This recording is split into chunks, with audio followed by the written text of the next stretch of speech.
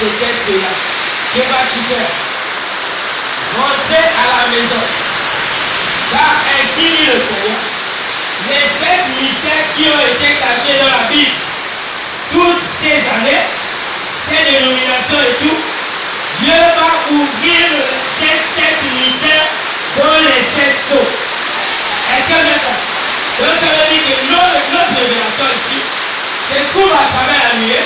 La révélation de 7 sceaux se trouve à travers la nuée. Est-ce que vous êtes là? Donc ici, c'est la nuée qui nous révèle les 7 sceaux. C'est la nuée qui nous montre la divinité, parce que dans la révélation des 7 sceaux, madame dit il y a la divinité à l'intérieur.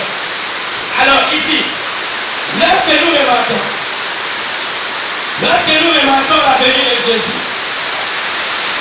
lorsque vous allez remarquer la venue du Seigneur Jésus a marqué plusieurs gens. Jésus est arrivé ici, ayant le signe de la colonne de feu. Est-ce que vous êtes là? Jésus vient ici avec le signe de la colonne de feu. Les gens, même malgré ça, ne pouvaient pas reconnaître Jésus. Est-ce que vous êtes là? Mais Jésus, s'il était filmé en ce temps-là, vous devez avoir l'image là. Est-ce que vous êtes là? C'est pour cela, lorsque la colonne de feu arrive, la colonne de feu vient dans un silence énorme. Est-ce que vous comprenez? Donc pour cela, lorsqu'il y a eu une révélation de 6 sceaux jusqu'au 7e sceau, il y a eu un silence énorme. Est-ce que vous êtes là? La colonne de feu ne vient pas avec le bruit. La colonne de feu est aussi une représentation de la nuit. Amen. Est-ce que vous êtes là? Amen. La colonne de feu est une représentation aussi de la nuit. Parce qu'on disait ici que le jour c'était la nuit et la nuit c'était la colonne de feu. Est-ce que vous êtes là? Amen. Lorsque les enfants d'Israël marchaient, le jour c'était la nuit. Mais la nuit c'était la colonne de feu. Amen. Est-ce que vous comprenez? Amen. Vous allez comprendre que la colonne de feu brille au milieu de l'obscurité. Est-ce que vous comprenez? L'obscurité représente la confusion. Est-ce que vous êtes là? Donc ici dans la confusion, la colonne de feu vient vous montrer la révélation. Est-ce que vous comprenez? Dans la confusion, la colonne de feu vient vous éclairer. Et la lumière ici vient au milieu du jour. La lumière vient confirmer que l'alliance est établie. Est-ce que vous êtes là? La lumière vient confirmer au jour que l'alliance est confirmée. Amen. Est-ce que vous êtes là? Amen. Mais les deux ne marchent ensemble. Tu ne peux pas séparer la colonne de feu de la nuit. Est-ce que vous êtes là? L'autre révèle dans la confusion, l'autre établit l'alliance dans la lumière. Est-ce que vous êtes là? C'est pour la lumière qui est ici, c'est pour montrer aux élus. Est-ce que vous comprenez? Donc c'est lorsque les disciples ont posé la question à Jésus, pour dire pourquoi à eux tu les parles en parabole. Il a dit que je les parle en parabole, c'est parce que le mystère du royaume des cieux n'est pas pour eux. Est-ce que vous comprenez? Est-ce que vous comprenez? Le mystère du royaume des cieux n'était pas pour les inconnus. Est-ce que vous comprenez? Mais dans le mystère du royaume des cieux, nous allons remarquer que la lumière en fait partie de ce mystère. Est-ce que vous comprenez? Ici, quand la lumière vient en cette mission, et où est le prophète? Et on met le prophète dans les hauteurs pour établir une alliance. C'est pour montrer que le mystère du royaume des cieux n'était pas pour les inconnus. Donc, c'est à lorsque vous allez visiter notre église, il ne s'élève pas la nuit. Est-ce que vous comprenez? C'est parce que ce n'était pas pour eux. Est-ce que vous êtes là? Mais quand on parle de la colonne de feu, c'est comme vous parlez de la colonne de feu. Est-ce que vous êtes là? Mais quand on parle de la lumière, ils ne connaissent pas la lumière. Est-ce que vous êtes là? Alors nous allons continuer à lire. Nous allons donner la parole à celui qui établit la révélation, celui qui établit les Écritures, celui qui peut décoder le code des Écritures. Amen. Est-ce que vous êtes là? Amen. J'espère que vous êtes avec moi. Ici nous allons lire. Nous allons lire quelques Écritures. Nous allons lire dans la prédication le voile intérieur. Est-ce que vous êtes là? le voile intérieur.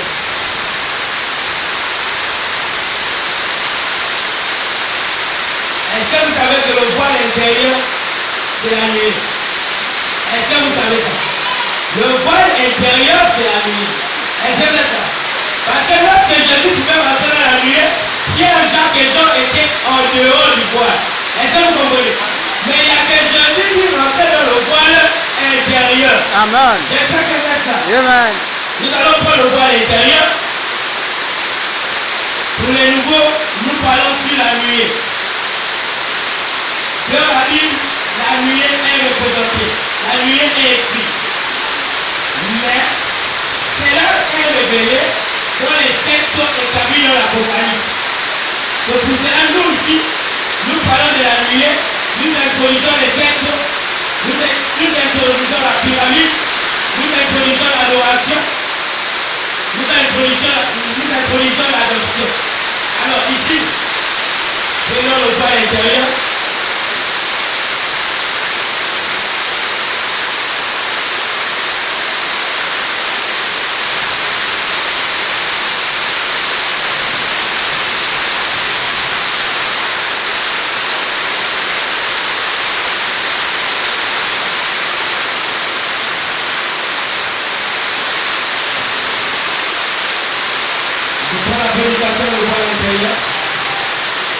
Elle aussi intitulée Pourquoi les gens sont pris par le feu. Les gens sémantiques. Prêché en 1958. Paragraphe 145.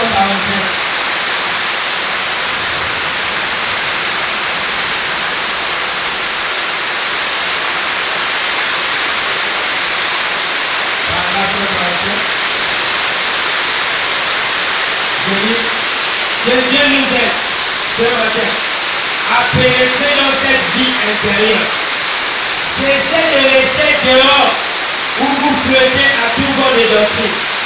À chaque petite chose qui suffit, ne savez-vous pas que la Bible dit comment dans les derniers jours, les hommes viendraient, seraient semblables à des anges de lumière, comment ils prendraient.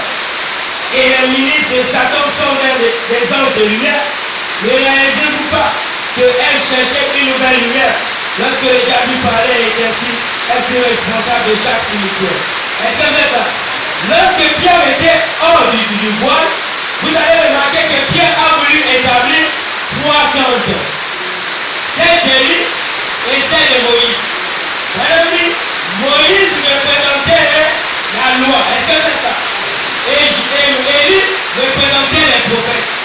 Mais il ne fallait pas établir 3 camps. Il fallait juste établir une seule chose qui était celle du Seigneur Jésus-Christ. Amen. Parce que l'adoration était juste valable pour le Fils qui était le Seigneur Jésus-Christ. Est-ce que c'est ça? Donc pour cela, Pierre était dans la dénomination. Donc pour cela, Pierre était tout excité. Donc pour cela, l'excitation amène les gens à des doctrines diverses, amène les gens à des doctrines qui vous ballonnent. Mais quelqu'un qui a la révélation, il sait que le seul prophète en ce temps d'histoire, c'est William Marion Branham. Mais quelqu'un a la lumière qui est ici, fait établir que seul et celui qu'on veut écouter, c'est William Marion Branham. Est-ce que c'est ça? Parce que l'alliance est établie, c'est le mot pour une seule personne prédestinée. Et la personne là, c'est la personne qui montre ce qui est établi pour ce jour.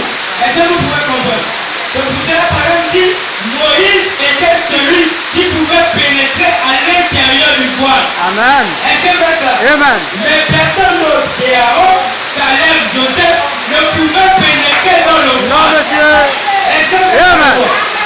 Alors lorsque la lèvre est établie, la divinité doit être aussi établie. Est-ce que c'est ça? Parce que quand on parle de l'alliance, on parle de soumission, on parle de relation. Est-ce que vous comprenez? Alors pour écouter Dieu, il fallait passer par l'intermédiaire du prophète. Est-ce que c'est ça? Pour écouter Dieu, il fallait passer par Moïse. Pour écouter Dieu, il fallait passer par Jésus. Et aujourd'hui, pour écouter Dieu, il faut passer Donc pour cela, lorsque les gens combattaient, lorsqu'il y avait la bataille en Israël, Moïse était fatigué. Est-ce que vous êtes avec moi? Moïse déposait les mains au sol. C'est ce qui faisait que Israël perdait. Est-ce que vous comprenez? Mais Josué et Caleb devaient lever les mains de Moïse. Est-ce que vous êtes avec moi? Alors comme ça dans l'histoire, nous devons lever les mains de William Branham.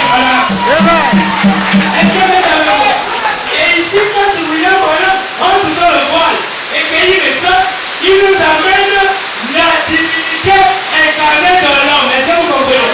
Parce qu'il dit, le prophète, quand il va venir, il doit avoir le pouvoir de l'infaillibilité. Est-ce que vous comprenez? Alors le pouvoir de l'infaillibilité amène les gens à la soumission, amène les gens à l'adoration. Est-ce que vous êtes avec moi? C'est comme le pasteur pouvait dire, lorsque les gens disent que la colonne de feu est venue s'établir en William Marion Branham, ils disent encore que William Branham est un pécheur, est un grand pécheur. Ça, je vois qu'ils sont exprimés. Est-ce que c'est ça? C'est pour cela que Jésus pouvait dire, si vous étiez aveugle, il dit comment on pouvait comprendre. Amen. Et vous êtes aveugle spirituellement. Amen. Donc vous pouvez voir dans le naturel, mais dans le spirituel, vous êtes aveugle. Amen.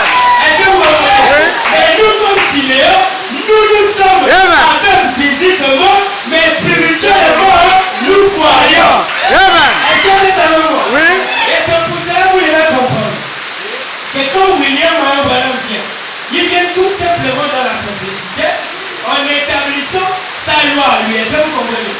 William Branham est venu établir une loi. Il dit, lorsque je prêche, il dit, la seule doctrine que je prêche, c'est que vous devez connaître que Dieu est parfait en toi. Il dit, c'est la seule doctrine que moi j'ai prêchée. Est-ce que vous comprenez? Toutes les autres doctrines, voilà, ne mettent pas le cœur. Il dit, lorsque vous devez, j'établis une doctrine, il dit, je prêche, Dieu est parfait en toi. Est-ce que vous comprenez? Nous avons le Père, nous avons le Fils et le Saint-Esprit. Est-ce que vous comprenez? Oui. Mais quand les gens sont validés et disent tout simplement que Dieu est parfait en Dieu, ça c'est faux. Parce que dans la Trinité de Dieu, il y a la justification, il y a la sanctification et le baptême du Saint-Esprit. Amen. Et comme Branham dit, je suis un pécheur sauvé par grâce. Qu'est-ce que Branham explique? Il dit, lorsque vous allez remarquer, l'œuvre de la grâce, c'est la justification, la sanctification,